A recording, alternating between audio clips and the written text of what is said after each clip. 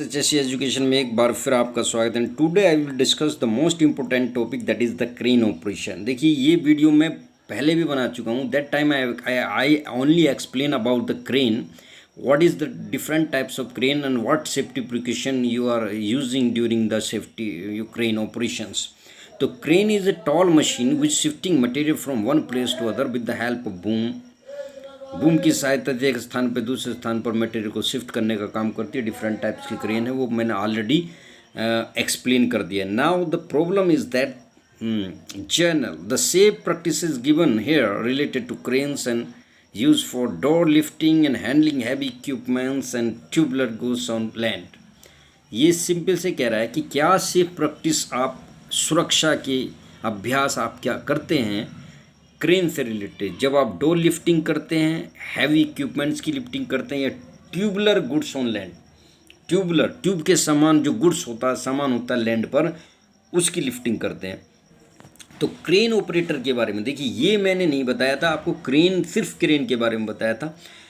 The crane operator, what is the qualifications, competency, skills, knowledge, education, certification, all these things a crane operator has to operate the crane. In simple words, be able to certified from an institute, he has any certificate, he is a competent person, he is getting training, he be able to road understand operation instruction. The crane operator is eligible to know the instructions, know the informations, loading charts, competence, he is not using drugs, alcohols, able to understand the signals, he is has excellent knowledge, skills, all these things, eye visions, so hearing capacity, proper muscular coordination, perception, all these things. अब मैं हिंदी में बता दूं थोड़ा सा। देखिए जो crane operator है, पहली बात तो he has any institute the certificate of the crane. Crane का कोई भी सर्टिफिकेट, डिप्लोमा सर्टिफिकेट, कुछ भी डिग्री, कुछ भी किया हो, सर्टिफाइड हो, ट्रेनिंग हो, एक्सपीरियंस हो, नॉलेज हो, स्किल्स हो, ये होना चाहिए।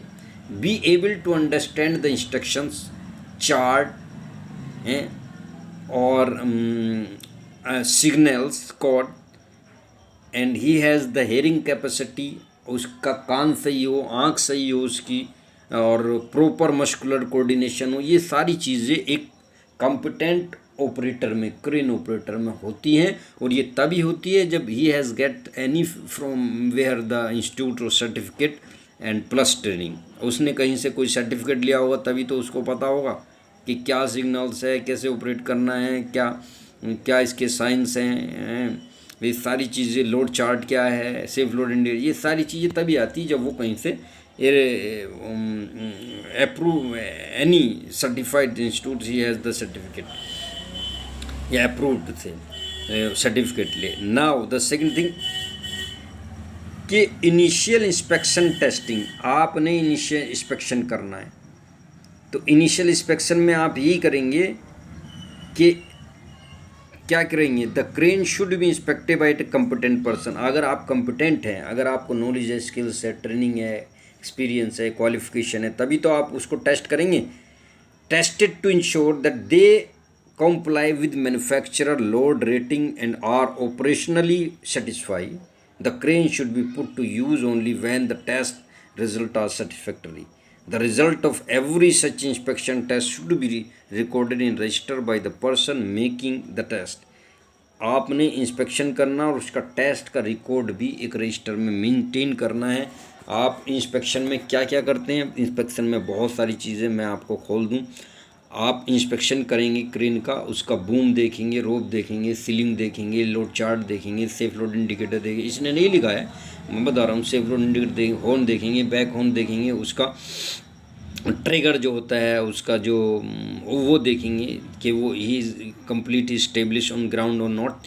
ये सारी चीज़ चेक करेंगे, बूम, रोप, पुली, सारी चीज़ें चेक करते हैं इंस्पेक्शन में, वो मेंशन करते हैं। सेफ वर्किंग लोड, अब क्या है कि safe working load on the crane at each radius of the job should be not more than 90, ये तो कह रहे हैं 90, not above the 80% above the radius.